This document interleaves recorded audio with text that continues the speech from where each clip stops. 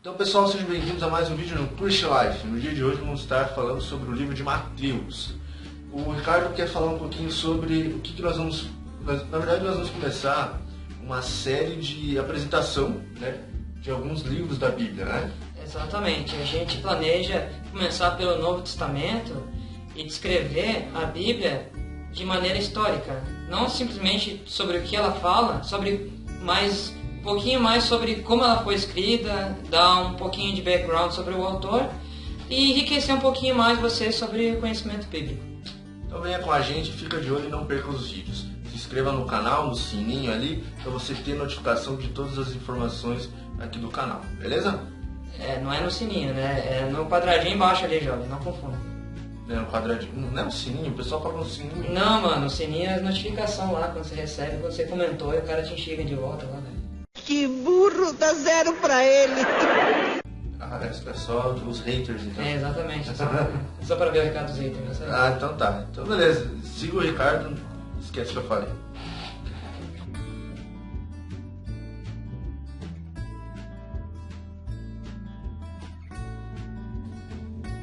Eu vou começar a falar sobre o livro de Mateus, falando sobre o autor em si, Mateus.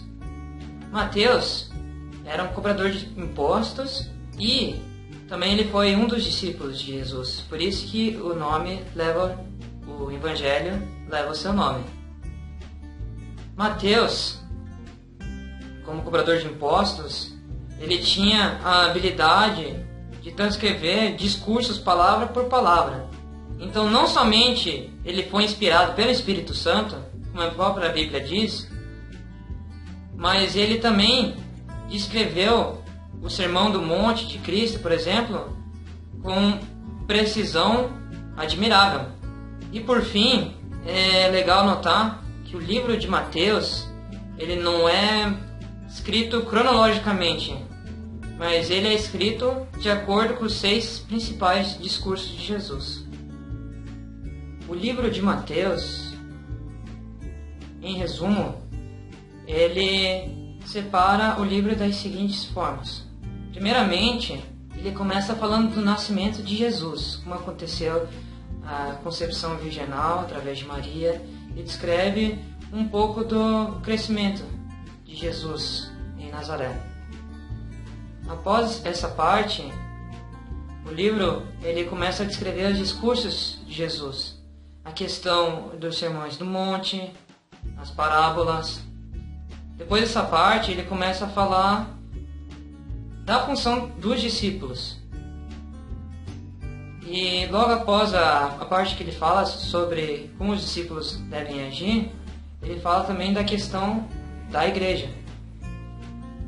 E a partir daí, ele fala sobre os fariseus, sobre a questão toda de hipocrisia, de você estar falando um conjunto de regras que você mesmo não cumpre, que era o caso dos fariseus. E em seguida, o livro vai descrever toda a parte de execução, tortura e sofrimento de Cristo, para daí então terminar o livro falando sobre a ressurreição e a grande comissão, que é, como muitos chamam, o grande ide. O livro de Mateus foi escrito 50 anos depois do nascimento de Cristo. Isso quer dizer que o livro tem um viés, uma ideia de mostrar aos judeus daquela época que Jesus era o Messias, que eles estavam esperando do Antigo Testamento. Como eram as primeiras pessoas que estavam reconhecendo Cristo naquela época, o livro vai tratando desse quesito, entendeu?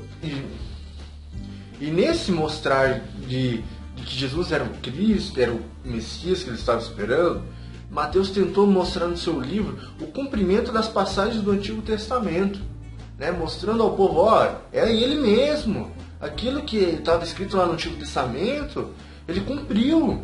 Então assim, vamos confiar, vamos acreditar em Cristo. Então é uma linguagem muito atual daquilo que eu digo, atual para eles, digamos assim, sabe? Era algo assim muito, muito novo na mente de cada pessoa. Se pensar que 50 anos depois do nascimento de Cristo, muita gente nessa época viu Jesus Cristo, digamos assim.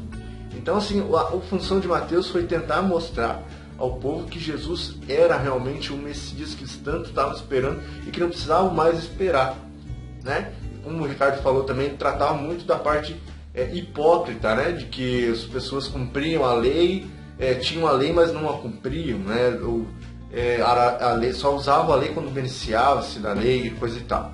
O livro de Mateus também é um excelente livro para introduções do cristianismo, digamos assim, dos ensinos que Cristo passava. O Evangelho traz muito ensinamento de Cristo. É um ótimo Evangelho para você fazer discipulado com um amigo, com um novo convertido. Então, pessoal, comente aí, deixe seu like, se inscreva no canal. Espero que vocês gostem, que a gente vai continuar falando sobre os livros da Bíblia. Começamos hoje por Mateus, vamos falar de Marcos, Lucas, João e para frente.